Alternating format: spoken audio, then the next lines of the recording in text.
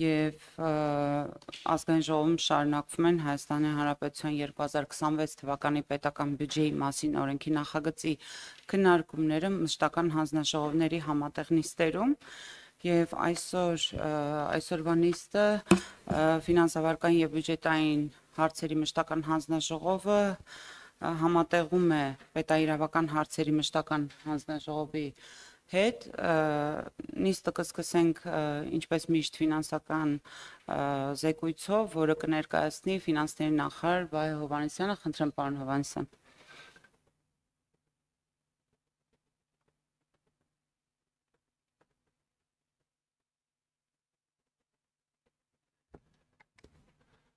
Հարգելի նախագահներ, հարգելի պատգամավորներ, ներկաներ,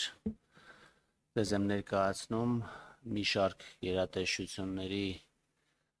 2026 թվականի բյուջեով նախատեսված բյուջեի նախագծով նախատեսված առաջարկվող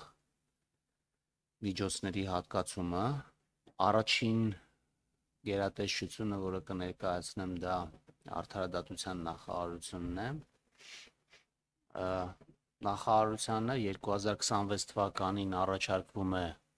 հատկացնել 24 միլիարդ 3 միլիոն դրամ, որը 187 միլիոն դրամով ավելին է, քան նախորդ, այսինքն 2025 թվականի բյուջեով նախատեսված գումարը։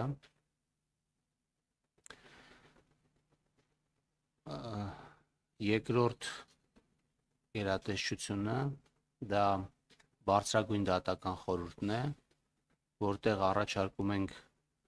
հատկացնել 16 միլիարդ 845 միլիոն դրամ, որը 308 միլիոն դրամով ավելի փոքր է, քան 2025 թվականին նախատեսված բյուջեն։ Դատախազությանը առաջարկում ենք նախատեսել 712 միլիոն դրամով ավելին, կամ 10 միլիարդ 638 միլիոն դրամ։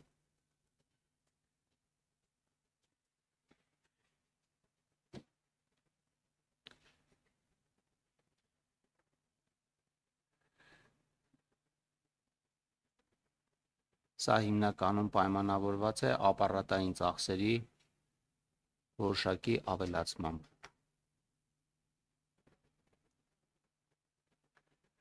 Պետական վերահսկողության ծառայությանը առաջարկում ենք հատկացնել 168 միլիոն դրամով ավելին, կամ 1 միլիարդ 102 միլիոն դրամ։ Սա պայմանավորված է որոշ ֆունկցիաների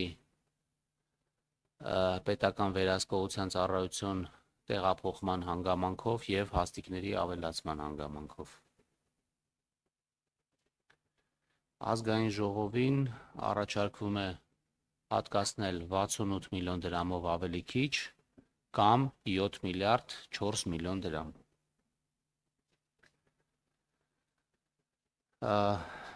Հանրապետության նախագահի աշխատակազմին առաջարկվում է հատկացնել 40 միլիոն դրամով ավելի քիչ, կամ 1 միլիարդ 618 միլիոն դրամ։ Վարչապետի աշխատակազմին առաջարկվում է նախատեսել 1 միլիարդ 520 միլիոն դրամով ավել, կամ 25 միլիարդ 804 միլիոն դրամ։ Սա հիմնականում պայմանավորված է մյուս տարի Հայաստանում պլանավորվող Եվրոպական քաղաքական համայնքի 8-րդ գագաթնաժողովի անցկացման ծախսերով, նաև